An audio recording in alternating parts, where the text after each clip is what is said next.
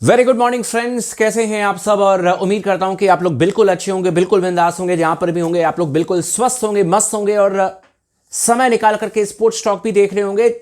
करना तो मैं चाह रहा था इंडिया वर्सेस न्यूजीलैंड मैच पर चर्चा, लेकिन एक बहुत बड़ी और इंपॉर्टेंट खबर आ चुकी है। कल मैंने आप लोगों को बताया था कि किस तरीके से बांग्लादेश क्रिकेट जो है वो बढ़ चुका है। इनके अपने कुछ अधिकारी चाह रहे हैं कि भाई भारत में जाकर के ये मैच खेलें।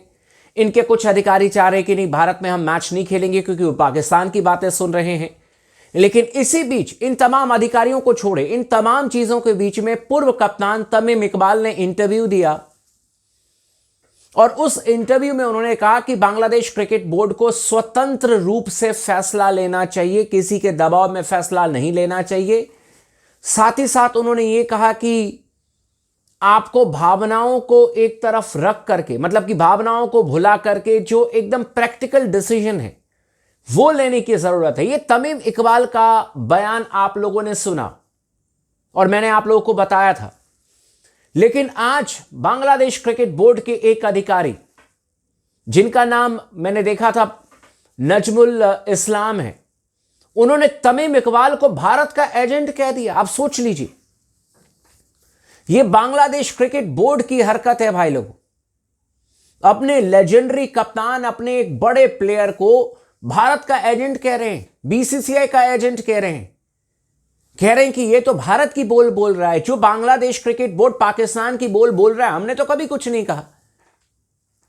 लेकिन अगर इन्हीं के घर के, क्योंकि तमीम इकबाल बांग्लादेश से हैं, बांग्लादेश के कप्तान रह चुके हैं, बहुत ही कड़क प्लेयर रह चुके हैं, बांग्लादेश के कमेंटेटर हैं, क्रिकेट में उनका बहुत जबरदस्त तरीके से दबदबा है बांग्लादेश क्रिकेट में।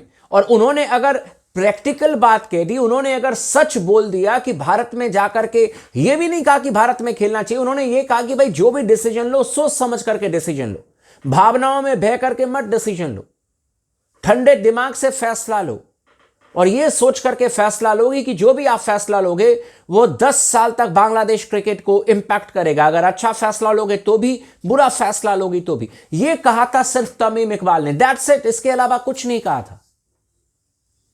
लेकिन उनको भारत का एजेंट कह दिया है। अब यह मुझे नहीं पता कि बांग्लादेश के इस समय बोर्ड में है या नहीं है नजमुल इस्लाम करके जो हैं, लेकिन जो मैंने पढ़ा है उसके हिसाब से तो यही है कि वो बांग्लादेश बोर्ड में हैं अभी भी अधिकारी के तौर पर। और उन्होंने फेसबुक पोस्ट पर जाकर के तमीम इकबाल को कह दिया कि ये तो भारत के एजेंट हैं और इसीलिए वो इस तरीके की बातें कर रहे हैं। बताइए, मतलब एक तरफ हम लोग चाहते हैं कि मामला सुलझ जाए, दूसरी तरफ इनकी तरफ से मतलब जो लिटरली जहरीली बोल है ना वो खत्म नहीं हो रही है। आप लोगों ने सुना था शाहीन शाह अफरीदी का बयान, अब आप इसकी भी बयान सुन लीजिए। और वो हमारे लिए नहीं बल्कि अपने ही कप्तान नजमुल इस्लाम ने तमीम इकबाल को लेकर के जिस तरीके से मतलब कि स्टेटमेंट दिया, दिस इज शॉकिंग यार। और आप और हम कह रहे हैं कि हमें पोलाइट होने की जरूरत है, हमें इस तरीके की बातें। हमने तो कुछ बात करी ही नहीं कि, मतलब आप खुद बताओ हमने क्या बात करी। हमने तो बस ये कहा कि यार वर्ल्ड कप अच्छे से होना चाहिए, वर्ल्ड कप में अगर बांग्लादेश की टीम आ जाए, जहां पर वो चाह रहे मैचेस होना वहां पर मैचेस हम करवाएंगे। और हमने तो उनके प्रेफरेंस के हिसाब से कोलकाता में मैचेस रखे थे, उनके घर के बगल में। एक मैच सिर्फ मुंबई में था बांग्लादेश का। तो हमने तो कुछ ऐसा सोचा ही नहीं कि बांग्लादेश की टीम को हम कहीं और भेज देंगे और ऐसे डिफिकल्ट कंडीशन में मैच खिलाएंगे, ऐसा तो कुछ था ही नहीं। और अगर इनके एक कप्तान ने भारत के हिसाब से अगर बोल दिया, और वो भी लेजेंडरी बल्लेबाज तमीम इकबाल ने बोल दिया, तो ये उसको भारत का एजेंट कह रहे हैं। बांग्लादेश क्रिकेट बोर्ड के अधिकारी भारत का एजेंट इनको कह रहे हैं, तमीम इकबाल को। हालांकि आप लोगों को बता दो कि पूरे बांग्लादेश में इस बयान के बाद से हड़कंप मचा हुआ है। सोशल मीडिया पर लोगों ने, जिस अधिकारी ने कहा कि भाई ये भारत का एजेंट है, नजमुल इस्लाम उनका नाम है, उनको अच्छे तरीके से लोगों ने धोया है, लोकल लोगों ने। और उनका कहना है कि भाई तुमने तो बल्ला कभी थामा नहीं, कभी बल्ला पकड़ा नहीं, लेकिन जिसने बांग्लादेश के लिए रन बनाए, जिसने बांग्लादेश के लिए बाउंसर्स पर चोट खाई है, तुम उसको भारत का एजेंट कह रहे हो। तो अच्छी तरीके से उनकी धुलाई भी हुई है सोशल मीडिया पर। लेकिन आप सोच देख लीजिए। और आप लोग कमेंट बॉक्स में कहते हैं कि अभिषेक भाई आप एक ही तरफ से बात करते हैं। एक तरफ से मैं बात नहीं कर रहा हूं, मैं दोनों तरफ से बात कर रहा हूं। मैंने कल आपको पूरी स्टोरी बता दी। बाकी जो है वो निर्णय गवर्नमेंट का है। बांग्लादेश गवर्नमेंट जो भी निर्णय लेगी, बांग्लादेश क्रिकेट बोर्ड हमारे लिए तो वो निर्णय लेने वाला है।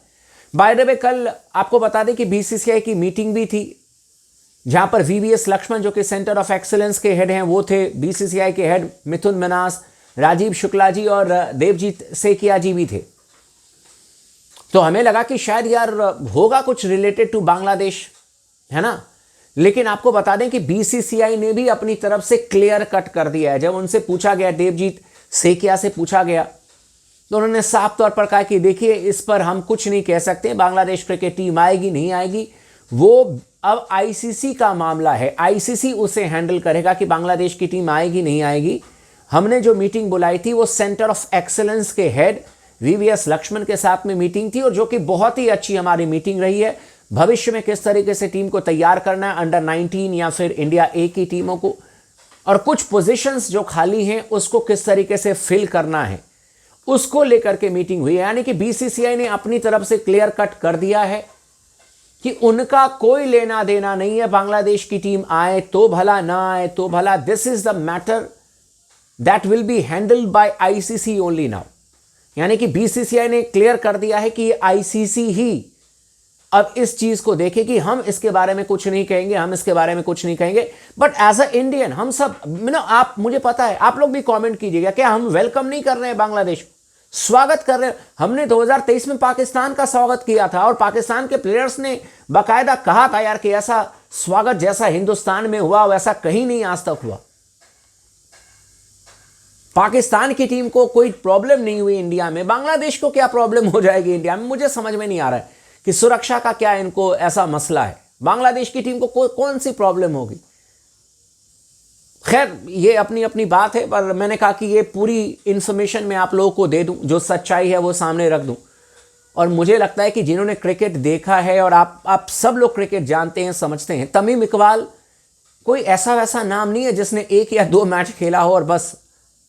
बांग्लादेश के लेजेंड बल्लेबाज, लेजेंडरी प्लेयर तमीम इकबाल, कप्तान। और जब उन पर इस तरीके का आरोप लगता है, और सिर्फ इस बात को लेकर के, कल मैंने आपको बताया था कि उनके बयान में कहीं ये नहीं था कि भारत में जाकर के खेलो। उन्होंने कहा कि यार रिश्ते अच्छे होने चाहिए। उन्होंने कहा कि जो भी फैसला लो वो सोच समझ करके लो, भावनाओं में बह करके मत लो, स्वतंत्र ऑर्गेनाइजेशन के तौर पर फैसला लो। यही बात तो तमीम इकबाल ने की थी, और तो कुछ कहा नहीं था। लेकिन अब अलग ही मसला खड़ा कर दिया है बांग्लादेश में। हालांकि बांग्लादेश के फैंस जो क्रिकेट को पसंद करते हैं उनको भी ये बात बहुत बर्दाश्त नहीं हुई है जिस तरीके से तमीम इकबाल पर आरोप लगाया गया है। Let's hope for the best. उम्मीद करते हैं भाई, देखो एज अ इंडियन मैं यही उम्मीद करूंगा कि मसला सुलझ जाए। अतिथि देवो भव, ये हमारा परंपरा रहा है। बांग्लादेश की टीम आएगी, हम यहां पर भव्य स्वागत करेंगे हर एक टीमों का। नेपाल, बांग्लादेश, कनाडा, जो भी टीम आएगी, यूएसए, हर टीम का हम स्वागत करते हैं खुले दिल से। बाकी बांग्लादेश की मर्जी है। आप लोग का क्या कहना है, आप हमें कमेंट करके जरूर बताइएगा।